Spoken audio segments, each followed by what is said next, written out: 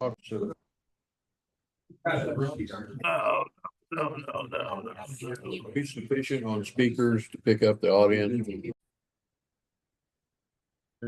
Call the meeting to order. Everybody join me in the pledge.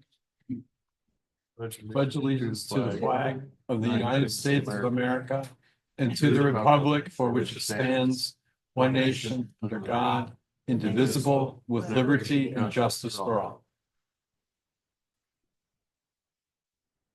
Okay, we're gonna lead off. Holly, you said you've got a PowerPoint to. Yes, thank you very much. So I'm very happy to be here tonight to present this second draft of the Harlan Township Strategic Plan. So since the first draft, we've done some continued work on talking with stakeholders. There were some interviews that we completed with the fire chief, the maintenance department. We also did another working session with our steering committee that we'll go into a little bit more depth in a few moments.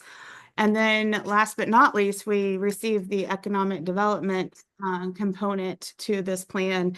So we're going to dig a little deeper into that tonight. So based upon all this, we did make several revisions. And due to the timing tonight, I'm not going to go line by line of every change that we made, but we did provide a change log to the township.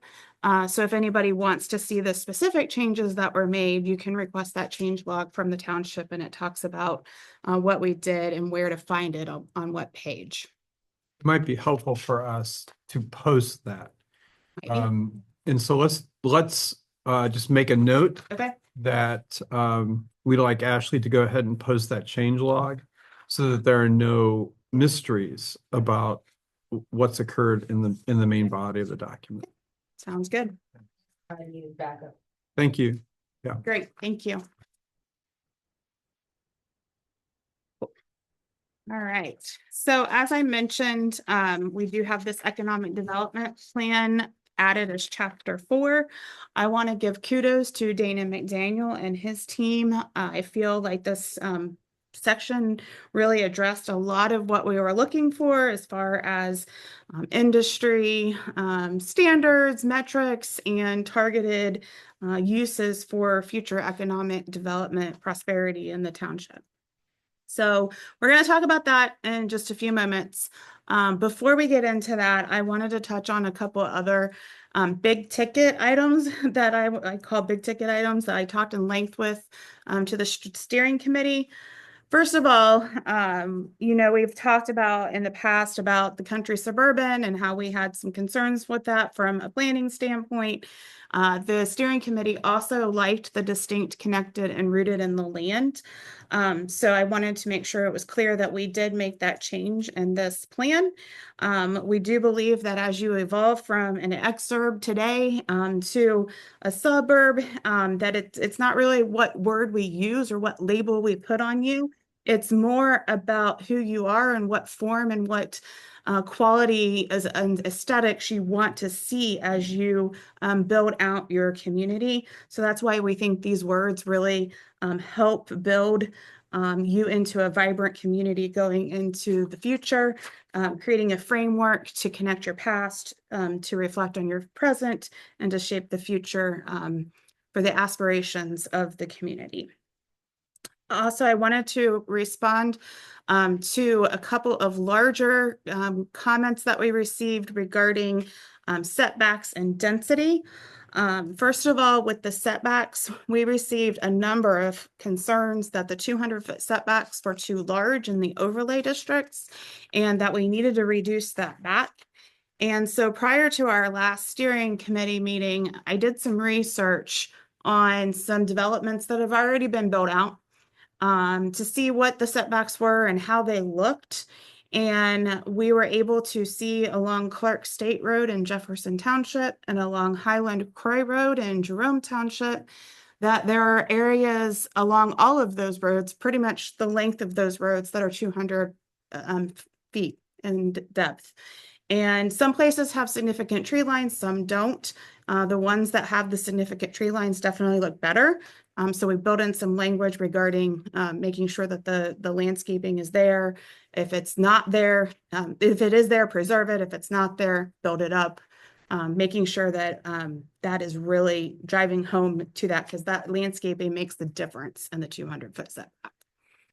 So based upon that, the steering committee recommended that we keep the 200 feet in the overlay district. So that is how it reads in this strategic plan draft at this point in time.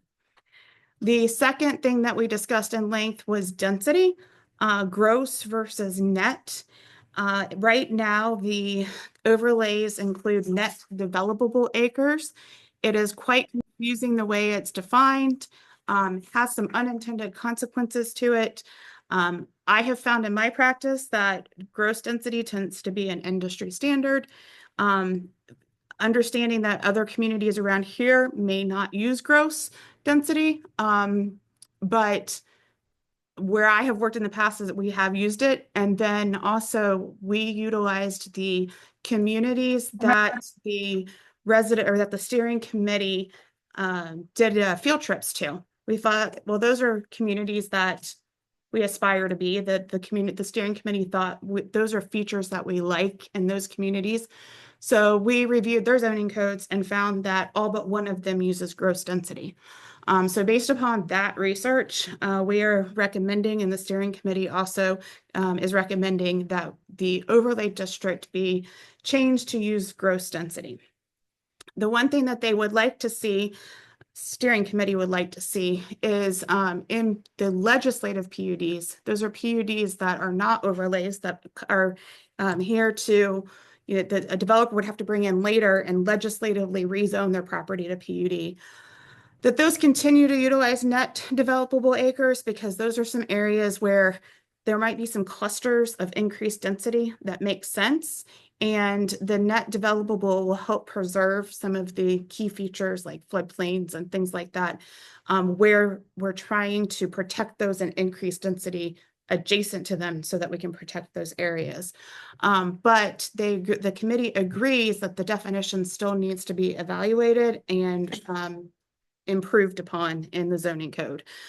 So that is a recommendation in the plan. So just so that you understand that. And then Question. In the sure. plan districts, net versus gross, is that something that can be determined through that legislative process? Or is it something that's dictated based on the kind of district they're attempting to create? We could write it so that it is determined at the time of the rezoning, because really a PUD in and of itself is a developer coming in and writing their own zoning text. So they could define how they want to define. And really, the township defines what they want. Right. It's really us saying, this is what we want. Right, correct. Yeah. But what I'm saying is that if it's undefined in your code for legislative PUDs of how you define the density, then you could, at the time they come in, say, our comp plan would like you to address it through net developable acres. But it's better if you have it in your code. Just to, It's better if you have one or the other. yeah, it is, just so that it's clear to them. It's not. Is it assumed, and I don't want to get too far in the weeds here, is it assumed in the discussion that something like that is on the table for discussion? Typically, a community defines that ahead of time. That's why Okay. I think it's better if you let the developer know ahead of time, this is the way we expect to calculate this, because they like predictability. Okay. Can you imagine in your own mind language that leaves that door cracked? I could get there, but I think it would have to be in a way that provides some certainty to both the community and to the developers. Right. Okay. I'd just leave that box there. Yep.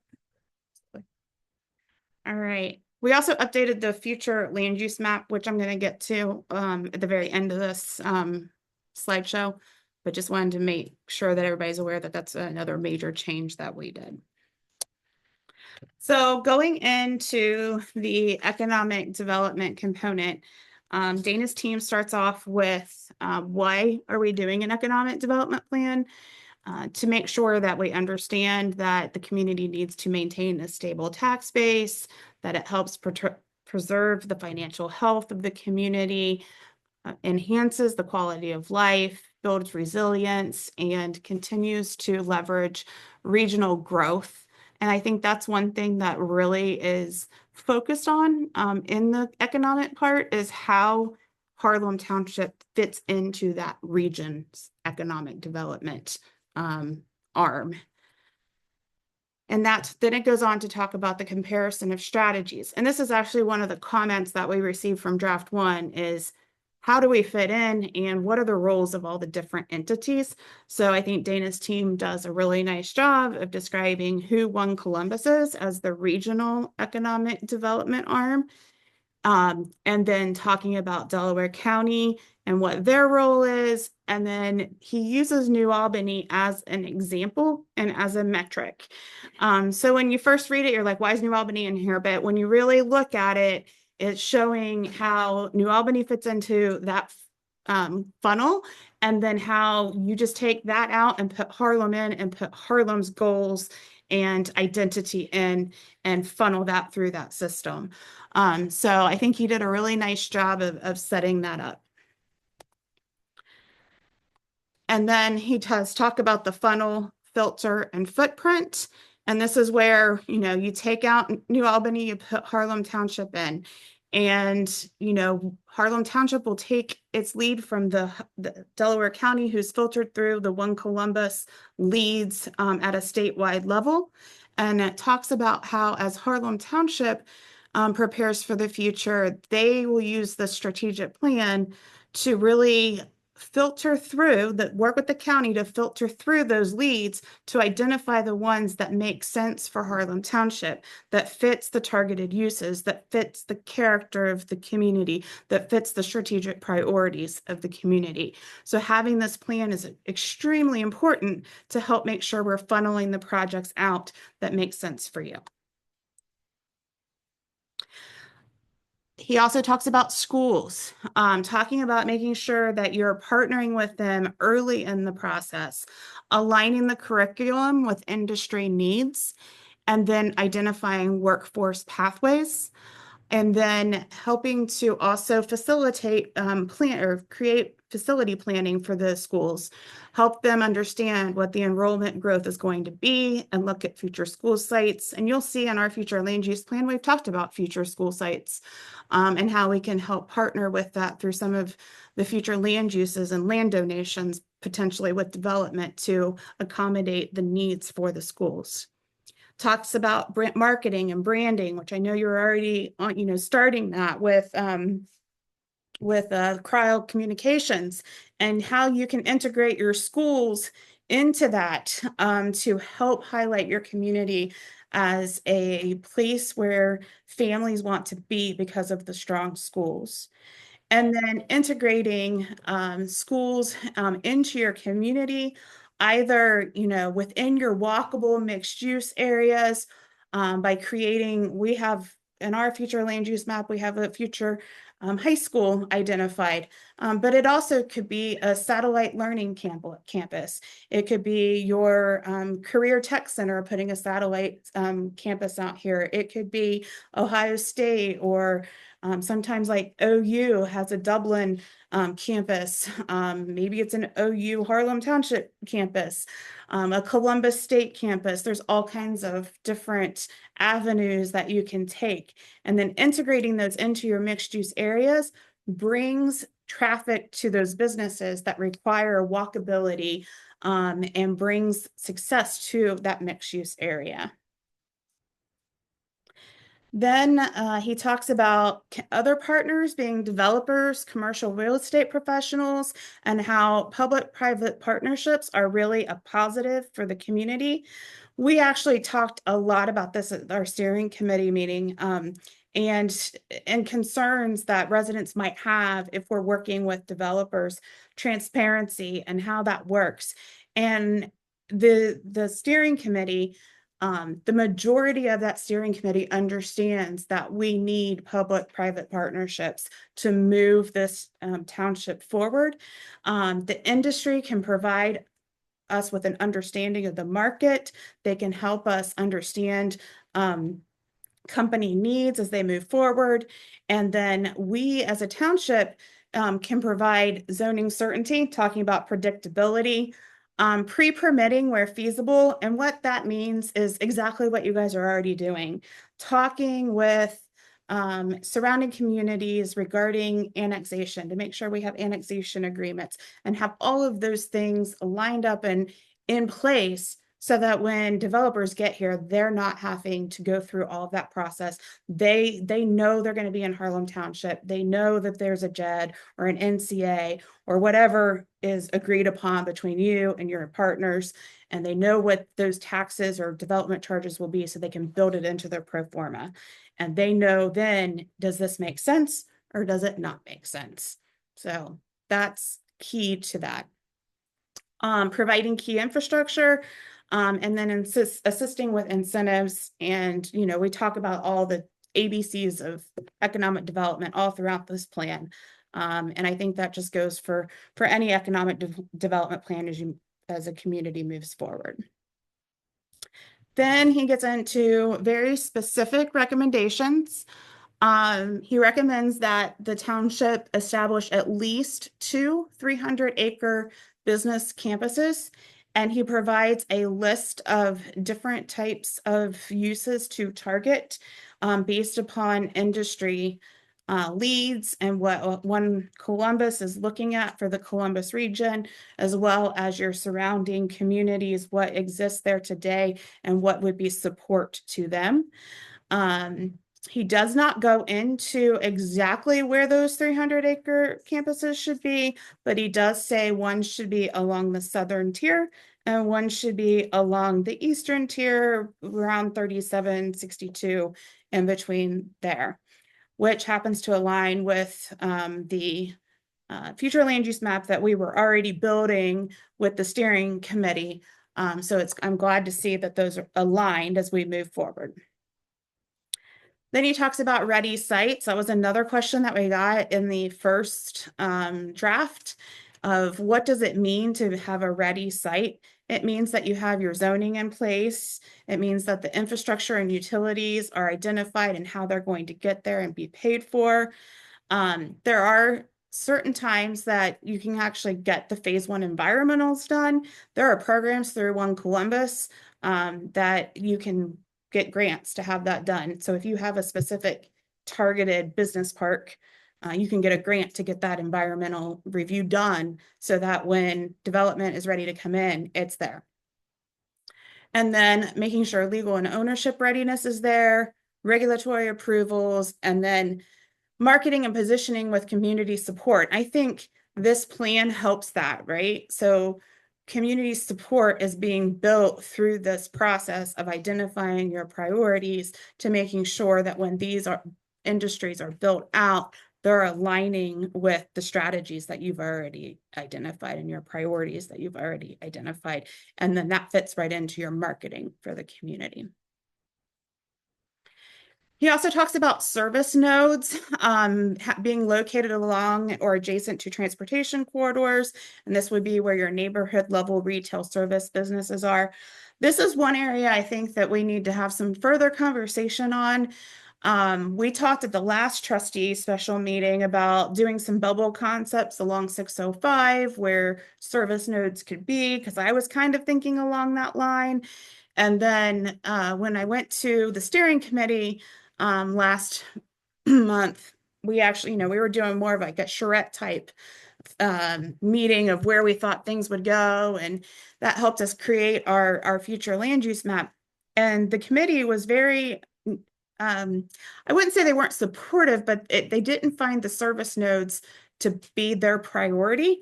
They felt like businesses should be targeted to the mixed use area, the Center Village area, or to the existing commercial areas along the borders. They felt like if we had nodes along 605, it would take away from the vibrancy of that village center. So, just a food for thought. So that's why those service nodes along 605 are not shown on your future land use map. That's coming out of the steering committee.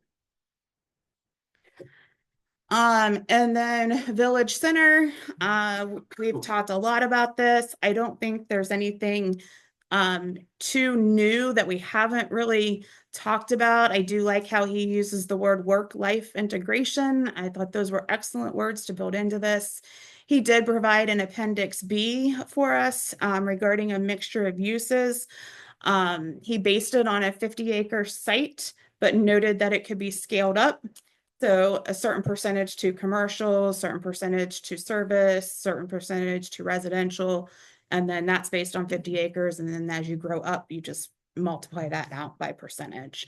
And that's all in the appendix. And then that brings us to the future land use map. So again, this is a little bit more leaning towards more of a master plan, not necessarily where's your stormwater, where's your individual lots, but starting to identify where certain things could be located. So we do have, first of all, we started by identifying all the existing infrastructure on here as far as existing electric lines, proposed transmission lines. We did include things like existing agricultural businesses, horse and training facilities, and trees of 1 acre, tree stands of 1 acre or larger, just so that we could start seeing where pockets needed to be filled in. And then as a committee, last month, we just sat around with some markers and started to say, where does all of this make sense? And so we came up with the southwest corner of the township, which is the northeast corner of Harlem and Fancher Road, as being one of those business research and development areas. We talked about continuing to target that County Line Road as strategic industry. We didn't go as far as identifying where a campus would be, but just saying there's an overlay district that would support that and let that organically find itself within that overlay district. We talked about in the clustered conservation district, which surrounds, which is north of Fancher Road and surrounds the 300-acre business campus, that would still have the overlay of the clustered residential on it, but there could be pockets where increased density might be supported through a legislative PUD. So there's language in right around where that future land use map in the plan is. There's language talking about legislative PUDs may support increased density, especially if it's offsetting a lower density site where they're trying to preserve a critical resource area. So that if somebody would come in with a plan such as that, even though it doesn't show that density on the map, the plan supports it in the text. And then it also identifies some potential borders of a village center. Within the village center, it talks about a potential school site. It talks about additional parks, talks about some agritourism area and senior living areas just to the northeast of there, and how to build your residential walkability within those commercial areas. And then as you move out to the northwest in this purple area, really targeting that more for larger lots. And then we actually have what we're calling the agri community in that area. The committee identified the golf course as a site that may be redeveloped someday. Golf courses tend to be redeveloped the last several 10 years. Is it something that might happen? They identified that there are actually some ag easements surrounding the golf course, and that might be a potential area between the golf course and the ag easements to have some kind of agri community like Aberlin Springs, which is one of the field trips that the committee took. And we actually have some drawings in your draft plan of how you could cluster your housing and make that workable farm area within that same development. So targeting that here in the purple area. So really trying to think strategically where these uses are placed, but also understanding that we already have a framework around the borders, protecting the borders. So making sure that we understand that, and then within those borders, how to proactively plan for these future uses. So that's what I have.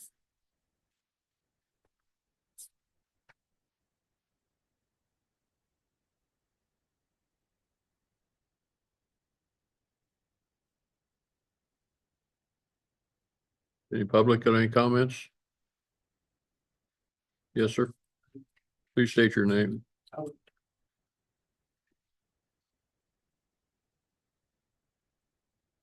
Good evening. My name's Louis Greenwell.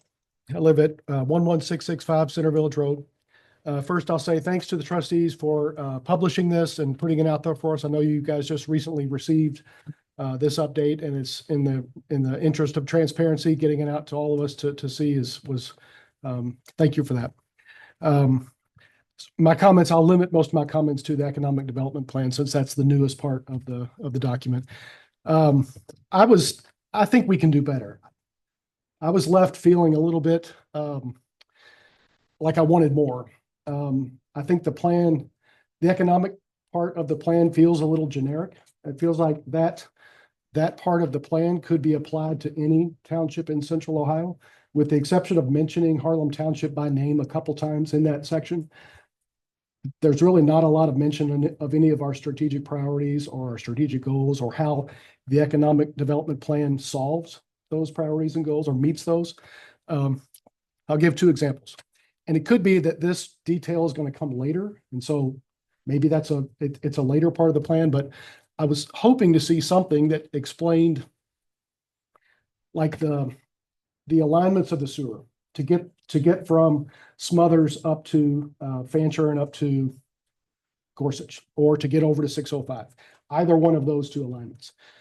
I would like to see what's the cost of that, which I think the cost might be in there. But more importantly, what's the economic development that's needed to support that infrastructure? Is it, if we just used residential development, we would need 600 homes to pay for that development. If we use a mix of residential and some industrial, we would need this. If we are just only going on the industrial park or this business park that is being proposed, we could get by with this type of development. Kind of parallel to that, we need income tax to support that, the income tax with the financial mechanisms and levers. We need an income tax to support that. How many six-figure salaries would we need to make those, on average? What's a reasonable estimation of six-figure salaries that it would take to get that done? So some detail like that, so that residents and just lay people can understand what kind of development are we talking about to pay for this infrastructure. Second point I'll make is in the industry that's being proposed in and around for the business parks. The business parks, I think, are extremely important for us to get right out of the gate.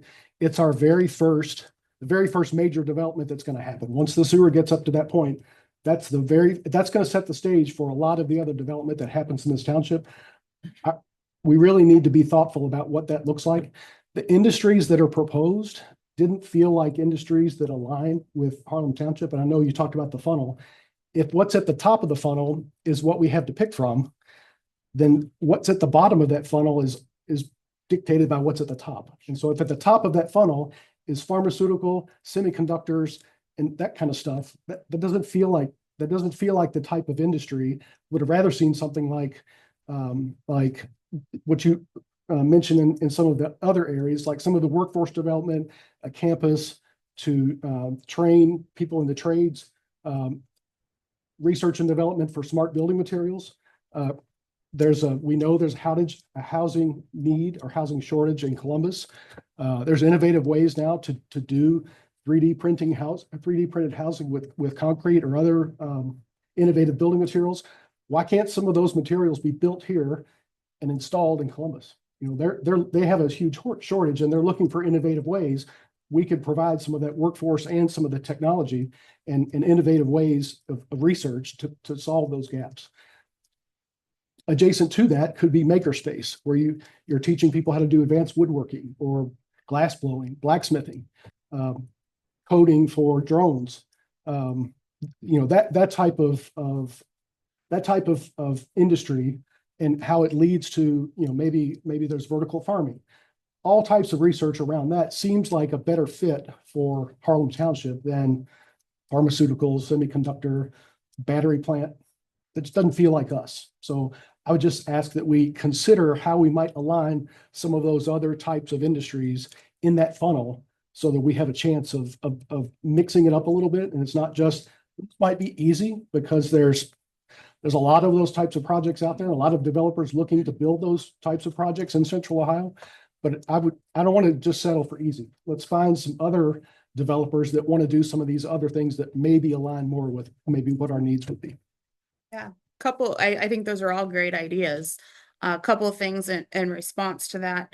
I think probably we could go into more detail, ask Dana to go into more detail, but there is on page 37 a breakdown of what a 3,800 acre business park would generate as far as TIF value to help pay for sewer, water, roadways. It also has an income tax amount of what it would generate in 30 years based upon a partnership with Columbus and their 2.5% income tax. So it is a broad table or a high level table, but there are a number of lines on a spreadsheet that go behind that to explain that. So yeah, and that table, I appreciate them including that. It'd be helpful to know since we're talking about increasing the density substantially across the entire township, how much more density is needed to get that number, or how does that density justify or satisfy those requirements? Like, why is it needed? okay, I think that's something that we can easily build into there, so that's not a problem. As far as the types of industry, all great thoughts on all of those. I think probably what Dana was thinking was that we need something to kickstart or spark the economic development, and those are easy things to get. But it doesn't mean that we don't include this in there as follow-up stuff and to lead the community after we get it kickstarted. So 100% agree. My last comment is on the net density versus gross, and I could be mistaken here, but what I want to know is what changed from the original authoring of I think you guys had a hand in authoring the original overlay districts, which included, not all, but some of them include net density. What's changed now versus what was appropriate? I would 2 years have, ago? I would have recommended gross back then. The zoning commission will probably still tell you they want net developable. Okay. I will still argue that I think we need gross. Okay, fair enough. Thanks. Appreciate it. Thank you. I think a couple comments, Louis. A strategic plan, I think, is high level with broad trajectories. And what you're after, I think, is more of a fiscal analysis that we would expect developers to come to us and say, because this is what they're going to have to do. Here are the number of jobs we think we're going to produce. Here are the economic development tools that we're going to utilize. And here's how we're going to pay for the infrastructure that's required. And then the township is going to have to do its own study and come back and say, well, here's our analysis. And then some negotiations will ensue. So I think that you're probably going to be a little frustrated until the rubber really starts meeting the road on some of these hard numbers. But both entities, both the township and developers, are going to be striving to define those. Nobody's going to pull a trigger until they can. My request is not necessarily that detail or parcel specific. I was just hoping if the numbers live in a spreadsheet and they could be presented just as an example, like for example. I think I that's think doable. that's what needs to happen. Yeah. I think would be helpful. How did for they- people to wrap their heads around, what does it take to get there? I think that would be great. We could provide an example, a case study Yeah. as Just- part of just a this. fictitious benefit. I think that'd be great. Yes. Yes. There may be other examples in central Ohio townships that are. Oh, yeah. Oh, yeah. Yeah. I agree. Because I think for myself, one of the confusions is this is not a taxing entity. So all the discussion about salaries and wages and what gets taxed and, as far as I understand, Delaware County collects all the taxes and we're allocated something based upon real estate values, et cetera, or some share of that. So how do we, a model should show us, how do we move from where we are to something that is more comprehensive, more expansive in terms of who's getting taxed for what, and how does the county, who I'm assuming collects all of that, shares that with the township in a way that allows us to come up with the dollars for expanded roads, expanded infrastructure, other challenges that we'll probably face, including fire, et cetera, et cetera. Yeah, so, I'm sorry, I didn't mean to cut you off. So the income tax would actually be collected by the city of Columbus if it is a JED with the city of Columbus. If it's a JED with Village of Galena, it would, be collected by Village of Galena. So it all depends upon how those economic development agreements are set up. So I think the way this is explained in here is that we need a JED. Yeah. And we don't go into the details because we don't have those details yet. We're working on them, but they aren't ready to put in here yet. To your second point, I think you're spot on. The township should determine the kinds of economic partners that we want to have. And they must be aligned with our cultural identity and our strategic priorities. And they can demonstrate that in any number of ways. But this is something that even like when you're talking to NACO, it's like, look, it's your municipality. You determine who comes into your municipality and hold your line there.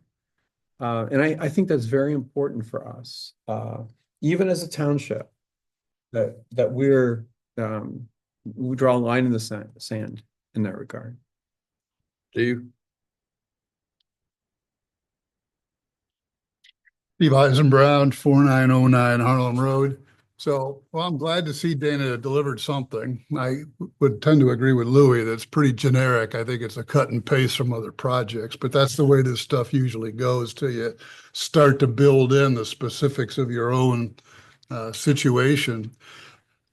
We talk about JEDs and City of Columbus almost casually, and I don't think that's a casual conversation. And I know, John, you've had some discussions with them along with Holly in attendance. There's, sort of tossed out before the idea of a non-annexation agreement. As I remember the discussions a couple of months ago, we were waiting upon this economic development plan from Dana to form the basis of what Pete would put together to try to draw up a trial balloon agreement with Columbus. So I guess my question is, do you think this meets that need? I mean, do you think you've got enough now to have Pete put together a proposal that's got any meat to it that would be something that would then go to Columbus? I mean, do you see that still on the path? So I talked to Brian Clark today, City of Columbus, and actually sent him this document. Mm-hmm. I also shared it with leadership in New Albany. And I think this is, they understand that a strategic plan is going to be broad, but when it comes to a JED and the percentages involved with a JED, it's not a difficult calculation. And Brian will say Columbus is not looking to make money. And they would be very open to a tri-part agreement between Columbus, New Albany, and Harlem Township. And I've floated that idea to New Albany, and they're open to a conversation. So I do believe that. But John, there's no specifics. I mean, it's hard to even know if that's something that we want to do. That's you walk down a path and you have a conversation and do a benefit risk analysis, all parties involved, and decide at some point, yeah, but right now, as of today, all parties think let's keep this conversation moving. We love what Harlem Township is doing. And I think that Adam can speak well to this because he's taken this a step further with Galena than we have down here in the South. Yeah, but I guess my point is, do we have enough? Who's going to take the ball here to start drafting what an agreement would look like, what the elements of that would be, some of the, the financials that would be required. I think there might be a plus to have New Albany involved. It will certainly be a complicating addition versus a discussion just with Columbus. So can we get a sweeter deal for Harlem by involving New Albany, or should we just be sticking with Columbus? We don't have anything to even react to yet to say how much further should this go. So I'm really curious to see what the timeline is and what the next steps look like for that dialogue. I think Galena is much simpler. And I don't really, frankly, I mean, you can speak to that, Adam, but I'm much less concerned about that than dancing with the 800-pound gorilla. And so I'd like to know what's the next step then? If you think if you are having those conversations, what happens next, and who will be allowed to participate and witness those discussions? So just in broad terms, Steve, right? Like when we talk about JEDs, I mean, that's income, that's revenue just to go into kind of general fund. When we talk about TIF, that money is really just for infrastructure development. So anytime we're entertaining the JED conversation with other municipalities, it really is, which one of our partners can give us the most benefit in these current situations. So if we find somebody that has, 150% the income tax that they can apply to the JED, we want to have that conversation. But I don't want to have that conversation if that person is going to say, we would like to keep, 95% of that income tax. Like we're not getting into these conversations to benefit Columbus, New Albany, Galena, anyone. This is pure self-interest driving these conversations. Like I'm trying to figure out something with Galena for Harlem's benefit. I know that John is doing the same when we look at the south side of the county or the township. And I think to your point though, a lot of the stuff has yet to be determined. I mean, we can do studies to determine potential TIF income. We can do studies to determine potential, even tax income if we get into a JED with somebody, but it's a lot of ifs. But I think one of the things you said is like, who takes the lead, who initiates the process, and in the process that we have been going through with Galena, like Holly has taken lead on that at our direction. When the mayor and council and I, we decide where we would like to go, and Holly and her team are great at drafting those agreements, what they might look like, sending them back and forth, doing some red penning. We haven't been to anywhere where there's anything yet for us to present here. And ultimately, regardless of what area of the township it is, any of these agreements, it's got to come to this table. It's got to get posted to the website. It's got to get full transparency before anybody goes into any kind of agreement. I think that's one thing this board will always die on is it's got to be crystal clear and everybody understands what we get into it. So I think we agree with you. Some of the things we haven't got checked off yet. But I can tell you specifically, Steve, where we are today with these entities. Brian reached out to me today to get an update, and I said, your call is fortuitous because we just got the plan and shot it off to him. And the ball was in our court. That when we felt like we had a product that we could go back and have a discussion with Columbus, we'd reach out. Right. And so the ball remains in our court. Only now that we've begun this conversation with New Albany about infrastructure, it seems very logical to include all three entities in the ongoing conversation.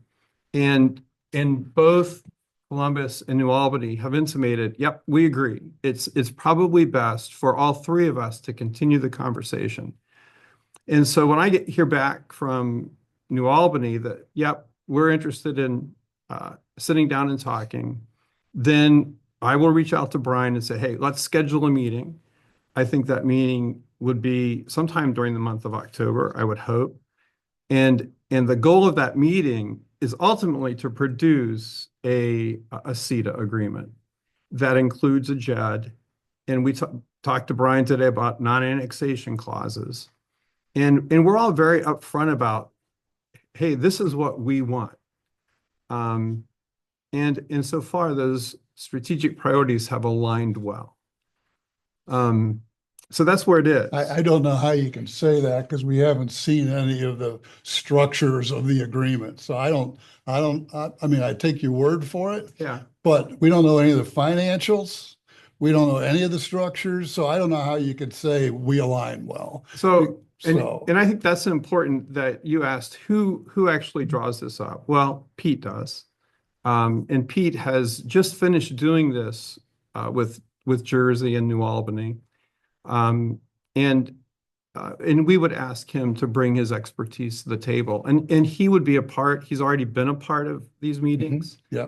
And would continue to be a part of these meetings. Yeah. Okay. Well, I think we're all just anxious to Yeah, to see absolutely. the meat and the Nobody's potatoes here, more right? anxious than And us. yeah, well, I know. I'm with you. I'm rooting for us. And is there a chicken and egg here with the sewer decisions? So what's happening? I mean, just to make this a simpler yeah, conversation, I'm with right? you. So we had a meeting, Holly and I went to a meeting a couple weeks ago with New Albany engineer, Delaware engineer, EMH&T, and ourselves. It was disappointing because the engineers had not done their homework. And so they were talking in hypotheticals, which was just not helpful. We can talk history and hypotheticals all day. And so they agreed that they would do their homework and that in our next meeting, which should occur in October, they would have concrete numbers. And what they're looking at is does it make sense to run affluent to the south down the Black Lick trunk, or does it make sense to run it west to the Big Walnut trunk? And it's to our benefit for them to consider running it west. If it comes down to 6 1/2 dozen in the other, which is a phrase that I heard in the meeting, then my appeal, which this is engineer talk, 6 1/2 dozen of the other. My appeal to Joe and Jennifer was, hey, I hope that when you make this decision that you will consider as part of your decisional matrix, the regional development of the township. And I think that they will. But that's where that is.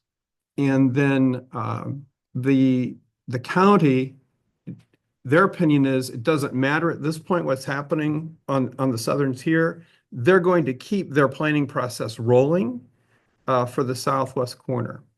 And so they're exploring that line as it goes across to the east. Well, because again, this is another one with, we've heard numbers that started out at about 15 million and got up to 85 million. It could be 120 in another 2 weeks, but we haven't seen any details. And I, for one, as a resident of Harlem Township, I don't want to pay a nickel for sewer, period. I don't want to run bonds or raise money. I don't think we should have to pay a nickel out of our pocket, incur any debt for this township to get a sewer line in, right? County made a deal back in 92. They built, just dug a big hole under the reservoir. Great. Delaware, bring us sewer, but not on our dime. And that's why I say, is it a chicken and the egg here to do some kind of a deal with a CETA Because then the back thinking is, oh, well, we'll get a CETA, we'll get revenue. And so we as Harlem Township can help pay for a sewer system. I don't want to pay for a sewer system. We didn't ask for a sewer system, right? So, so to me, there's a lot of moving pieces here, all of them ill-defined at this point. And now, thank you. That's kind of what I'm wondering, because like what Steve said, the chicken or the egg, the sewer, the agreement with potential with New Albany, maybe Columbus. And we're talking CETA and whatnot. I mean, it's kind of happened together a little bit. It does. And I don't want this sewer, whatever happens, to take away from the capacity that Harlem is supposed to get. Yes, this is an important point, and it's a point that we made in the meeting with EMH&T, is that whatever sewer is developed across the southern tier should not inhibit the ability of Harlem Township to grow out over the next 25 to 50 years. Right. That whatever line is constructed has to be of such width that it's able to handle the proposed capacity for the next few decades. And those at the table understand this is Harlem Township's priority. The other thing to kind of follow up on with that, with what has been said, is that the term that continues to be utilized, I've heard Brian say it, and I've heard Dana say it, we say it all the time, pay as you grow. So the developers pay their way to develop. It's not something that the township would be incurring debt on. It would be the JED, the NCAs, the revenue that's generated from the development that would be paying for those extensions. Yeah, that's a strategic priority. And that's why these economic partnerships are so important, because they give the township some muscles. And I think that our commitment is exactly, Steve, what you echo, that we do not want to burden our residents by having them pay for the next 30 years for this infrastructure. Right. Amen. Anything else? Yes, Steve.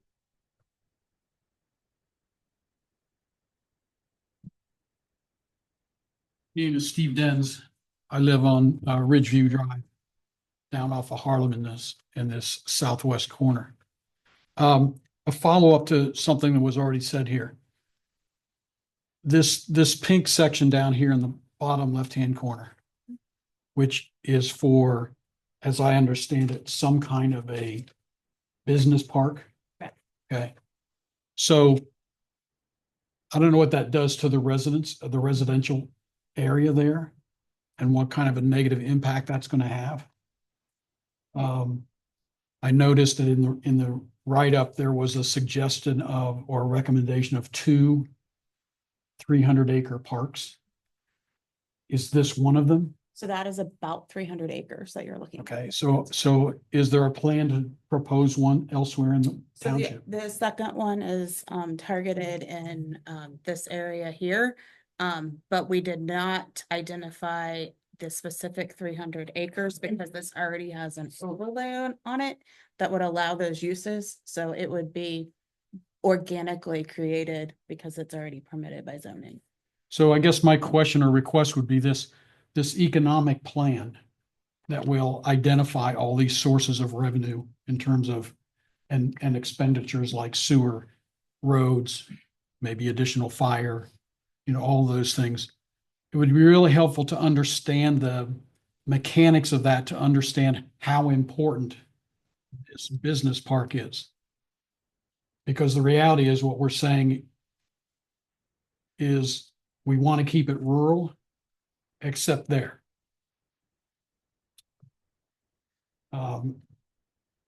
And that, isn't going to sit well with everyone. And so the question is, do we really need it in order to meet somebody's desire Or is this a plan that they are used to providing to others they've done it in the past? And we think that the business piece is critical. Because if it's not critical, then it does, from my perspective, every meeting I've been to, I've not heard anybody say, we want a lot of business. It is critical to getting the infrastructure in place. It's definitely necessary. The kind of detail that you are requesting goes back to Trustee Trainer's comment of fiscal analysis versus economic development analysis. And we are at a high level economic development analysis. Fiscal analysis would have to come later, and there are recommendations in the plan for a fiscal analysis. So that will come. As far as your thoughts on what that would look like, and how it would integrate with the residential areas, we are not recommending an overlay for that area. We're recommending that it go through the legislative PUD process, that there are significant standards on it to create a campus-like setting with large setbacks. And there are actually pictures of a research and development facility. And I was trying to find the page number so I could give it to you, in another community, in Granville. I'll just throw it out there. It's in Granville. And that's the kind of area that we're, and desire and look that we are trying to achieve in that area. Okay. So if you could look at Owens Corning in Granville, that's what we use as our model for that area. So you're saying it's absolutely required. Is that because of the dollars and cents that are being driven by that piece of the pie? To get the sewer across, it would need to have that economic engine to spark that. Steve, a big part of it is because this board refuses to TIF the residents. We will only TIF new business.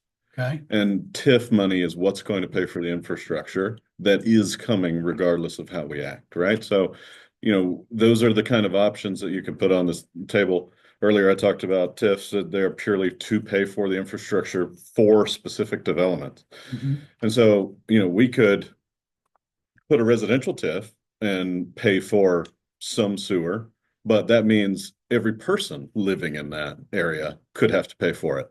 And to Steve Brown's point earlier, we do not want Harlem residents to have to pay for the sewer infrastructure. We want the growth that is coming with that sewer to pay for it.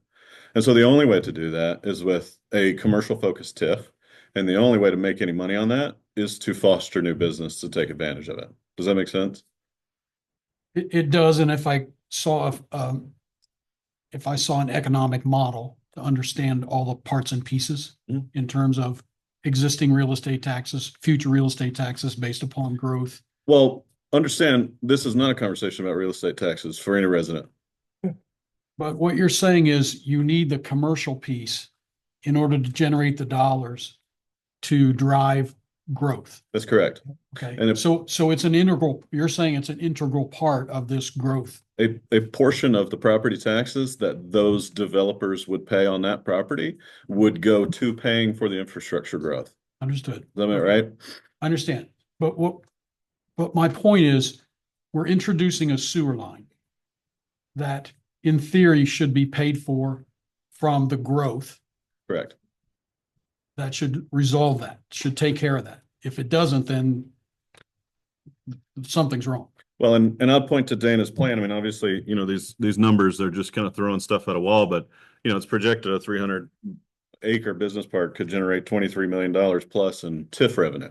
Okay. And that would definitely take a considerable dent out of the infrastructure. So the model would show who collects that and how it's used. Well, the county would collect that, but the TIF agreement would determine how much of it is used for the infrastructure payment. Yeah. So my only point is this all works, but it can't, what you're saying is it doesn't work just for modest rural to suburban growth of residents.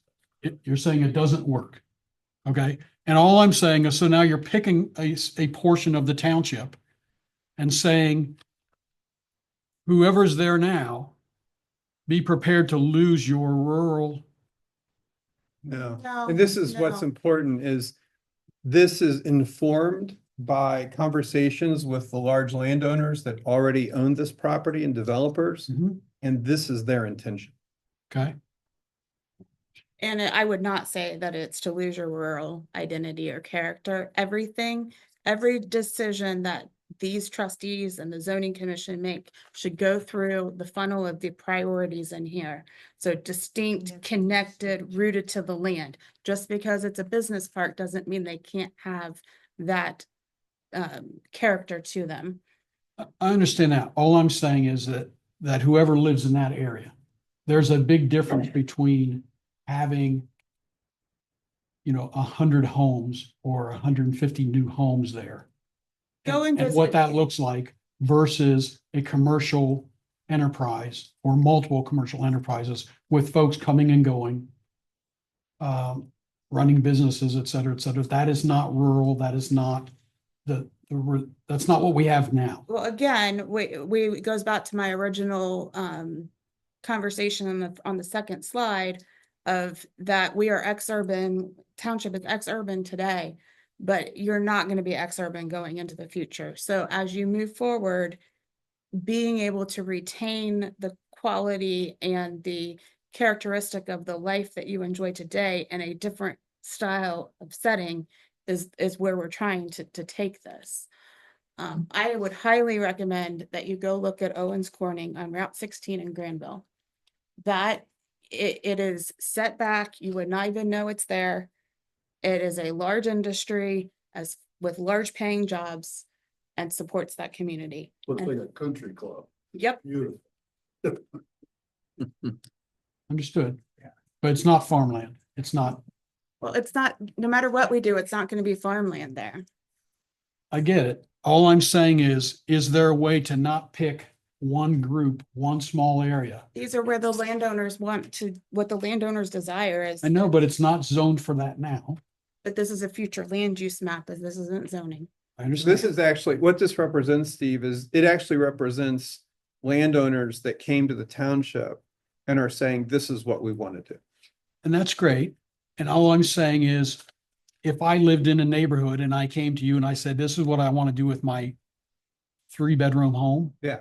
And it's not it doesn't meet whatever the current standards are. You might say, that's great. Maybe you should sell it and go do that somewhere else.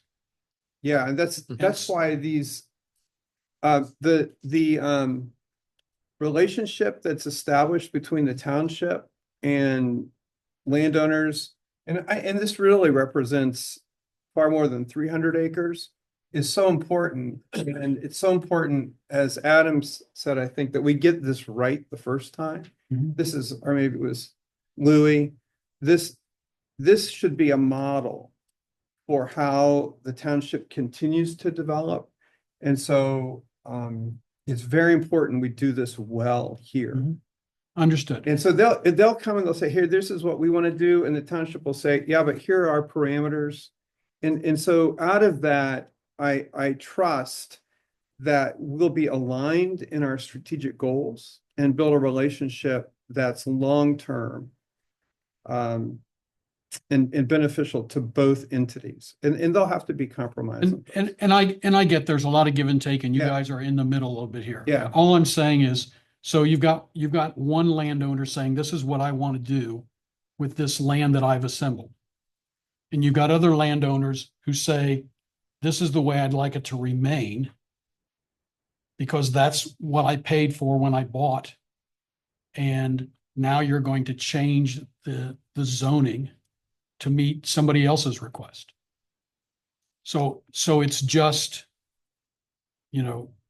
two landowners or two types of landowners who don't want the same thing. And so the need or the desire to change it is in part driven by the need for the dollars necessary to do this larger plan, is what I'm hearing. And I don't want to extend this too long. Okay, I understand. I don't think that the township will be making decisions based on a profit motive. we want to make decisions based upon the strategic priorities of the township. If a large group of landowners that represent 700 or 800 acres are present a fiscal plan and a design that is aligned with the township's priorities, then it would make sense to continue on in that relationship. And to do so in a way that is most helpful to contiguous landowners. Not everybody, it's going to be very difficult for everyone to say, I'm really happy about what's happening next door. Mhm. But the goal would be that when it's completed, yeah, you are happy with what's next door. And the township has done due diligence and that developer has done due diligence. But I understand. I understand that there's some give and take here. And I didn't mean to suggest that the township had some profit motive. But what I was trying to say is this kind of a development I'm hearing is necessary to generate the dollars that are necessary to pull off the larger. this becomes an Transaction, economic engine. right? Yes, yes, So this commercial stuff is critical is what I'm hearing correct, to making the whole thing work. correct. All right. And I'm simply saying that the rub is that the commercial piece is getting forced into one smaller area. And everybody who lives in and around that area is going to have a different life than they have now. And it will not look like the rest of the township. It'll start in this corner and it will grow. Thanks for listening. Yeah, thanks. That's good. Anything else? Mike? I just want to say, and I'm not coming up in here as a resident right now, I'm coming up in here as the zoning guy that's taking all these phone calls. Just like Steve was talking about, there are a lot of people that have that same concern. And the first thing, and it's kind of cyclical because you can go through this in your head and follow what people are thinking. They're thinking, we're saying we got to put that in there. They're large landowners. Yes, they are entitled to try to do whatever they want on their property. I agree with that. I don't think anybody should be able to tell them they can't. But with that all being zoned what it is, what it was, they're looking to not next to an industrial park. And then we say, well, we need that money to drive so we can pay for the sewer. Well, what if we just don't pay for the sewer? Does it come? These are the questions I'm getting. This is not for me, but I'm trying to explain to you what the outlook on a lot of this stuff is. Say, okay, well, we don't get to pay for the sewer. What happens then? If the sewer doesn't come in, it's a logical following of their thinking. So they're saying, well, why do it? We want to keep it rural. Why just not volunteer to do anything to help them pay for that sewer? And they can keep that big hole down there on Smothers Road. So that's where the thinking is all coming from on this. And they're not here, and they probably will never be in this room. The ones that call and talk to me about these things, they call and talk to me over the phone, and I got to talk them off the cliff. But that's the way that the people are thinking about all these things. And I get it. You got to look at it how they're looking at it. You're saying, well, that's not you. Well, yes, but some of us are going to live right across the street from that and have to look at that. And I hope it's a beautiful thing. And I hope nobody, it probably will be based on our designs. Our zoning commission does a good job of controlling that, but we need to keep that in mind. And that's the concerns you're getting. And those people that are concerned about this, those are not the people that are in that guidance committee or her steering committee. And they're not the people that are making these decisions, but they are the people that are, and there are a lot of them out there that are very concerned about it. I just want to throw that out there to you. Lindsay? Let's come back to the little bit of education that is in the intro letter of this document. Yep. That maybe we could try to push out a little bit more, make it more visible. It's all about, there's like education in that intro letter talking about you can't put restrictions on what a landowner can do because then you could get into legal issues. Does this all come back to that? Yeah, this is Right. exactly, Holly answered your question very well, Mike, in the introduction. And I would point people toward the introduction of this plan. And the beauty right now is that Harlem Township is having a discussion about how development's going to occur in the township. The ugly side of the coin is that we're out of the conversation and Columbus is imposing their own zoning, or New Albany is imposing their own zoning on the township because we failed to retain our autonomy and we lost our zoning. And I think people need to come back to that as a starting point. And now we have to put on our big boy pants and do the hard work of guiding development. And that's a hard process. But the reality is that the township we would lose in a court battle. We would liquidate all of our assets and become a non-entity. Absolutely, and I don't dispute that. I know all that because I've sat through the first half of this with Yeah. all of it before everything happened. But people out there aren't getting that point. Yeah, I get it because you've got it marked off perfectly there. If we don't do it, they can probably just walk down to Columbus and say, hey, I got 300 acres here that Harlem's not helping us with. But the problem is we keep saying to help pay for the sewer, to help pay for the sewer, to help pay for the sewer. And people are thinking, well, all you guys are concentrating on is helping to pay for that sewer to get development in here that we don't want anyway. That's where the thinking is going on that.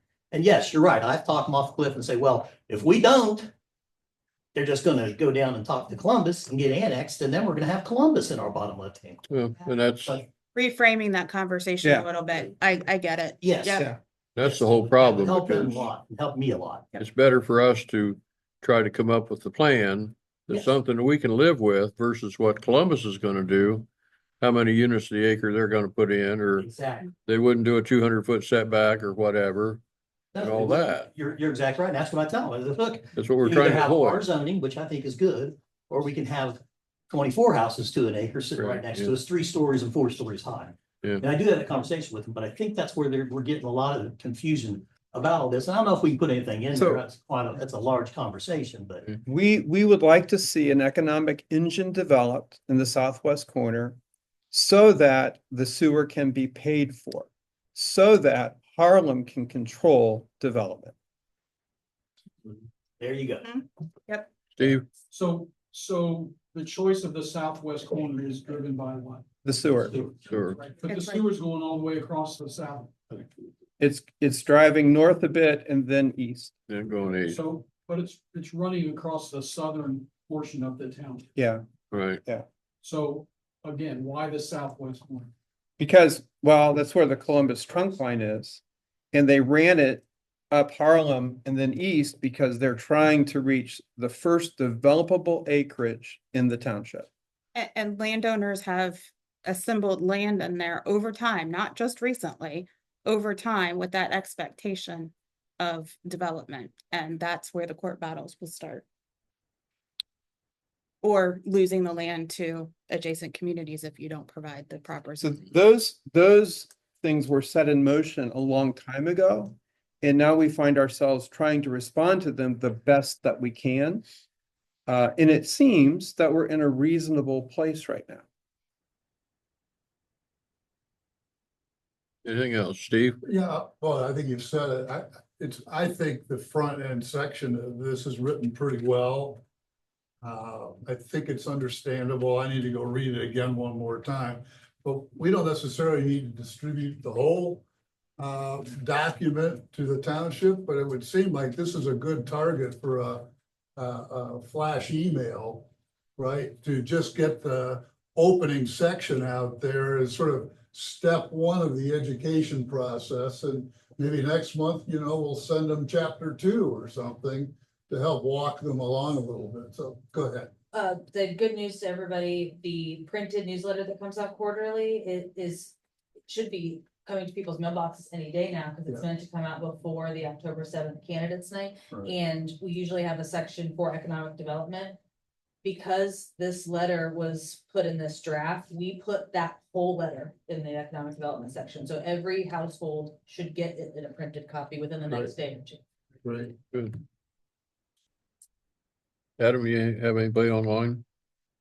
No. Okay. Anything else? Anything last, Molly? How about next steps? We should, what's Yeah. the process here? So I think that we need to have a public meeting. And I think that that's our next step is to take this out and explain it and get feedback from the community. So I'm open to whatever time frame the board is wanting to meet. So again, are you thinking Saturday at the church? Saturday is fine with me. 18 or 25? I think 18 would probably be October preferable. 29th. I would need to do 18.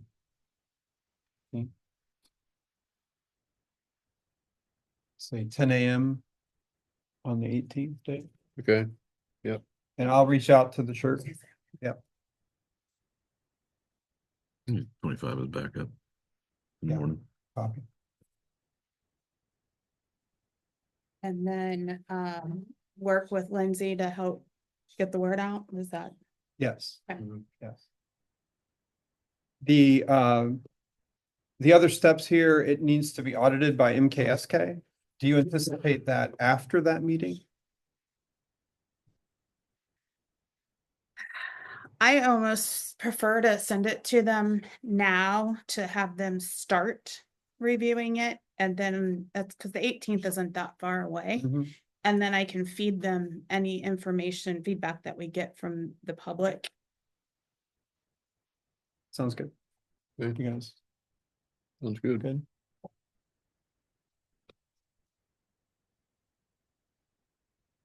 Anything else about them? Gentlemen, No further business. Motion to adjourn 8:15. second, Second. all those in favor, aye? Aye. Aye.